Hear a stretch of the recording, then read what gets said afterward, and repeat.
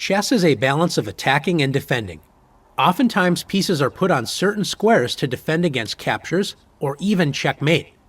That piece becomes a critical defender of the position.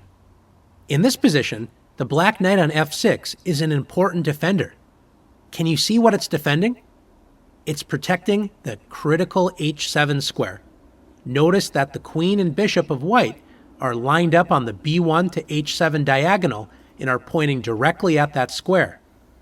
After knight takes f6 check, white removes the key guard from the h7 square. After bishop takes f6, white wins the game with queen takes h7. Checkmate. Let's take a look at another example. In this position, the pawn on g3 is a critical defender. Can you see why? Notice black's queen and rook are lined up on the g-file, ready to attack. So the g-pawn is actually a shield for the bishop and king, both lined up on the g-file. After rook takes f4, black is sacrificing a rook, but it's not really a sacrifice, because if white recaptures the rook, notice the g-file is wide open and black is able to play queen takes g2, checkmate. Let's take a look at one more position together.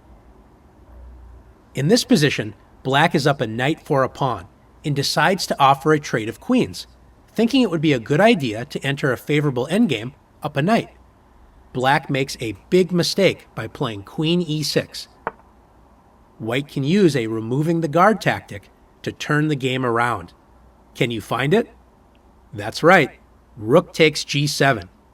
White removes the queen's guard, and after king takes g7, queen takes e6, white wins a knight and a queen for a rook. So now white enters a winning endgame. Now it's your turn to practice removing the guard.